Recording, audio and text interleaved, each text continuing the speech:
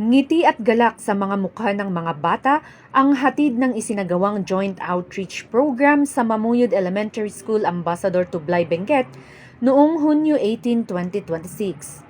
Ang nasabing aktibidad ay naging matagumpay dahil sa pagkasanib na puwersa ng mga miyembro ng Officers Ladies Club Foundation Incorporated ng Police Regional Office Cordillera Administrative Region sa pangunguna ni Mrs. Lilibeth A. Dilag kasama ang mga tauhan mula sa Regional Community Affairs and Development Division, Tublay Municipal Police Station, mga masisiglang estudyante, mga magulang, mga guro ng nasabing paaralan at miyembro ng Barangay Peacekeeping Action Team. Sa programa, formal na ipinagkaloob ng OLCFI Procar ang isang bagong telebisyon sa ilalim ng kanilang inisyatibong Lab in Action at Project Aruga. Layunin ng donasyong ito na punan ang digital na kakulangan at magbigay ng mas masayang karanasan sa pag-aaral para sa mga kabataan. Tampok din sa programa ang pagbibigay ng mga school supplies at hygiene kits para sa mga 72 estudyante at mga payong para sa mga guro bilang pasasalamat sa kanilang dedikasyon sa pagtuturo.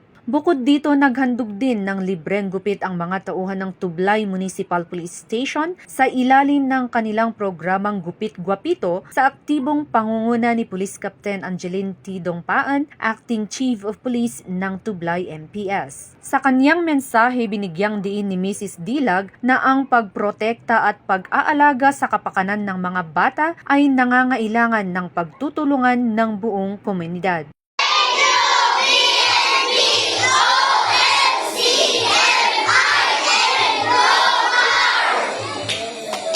Layunin ng aktibidad na mas mapalakas ang ugnayan ng Philippine National Police, mga stakeholders at ng komunidad sa pamamagitan ng pagbibigay ng suporta sa edukasyon, pagsusulong ng kalinisan at kalusugan at paghatid ng serbisyong may malasakit para sa kapakanan at mas magandang kinabukasan ng mga kabataan. Mula dito sa rehiyon ng Cordillera, ako ang inyong PNN correspondent, Patrolwoman Lizelle Digman, alagad ng batas, tagataguyod ng Balitang Pulis.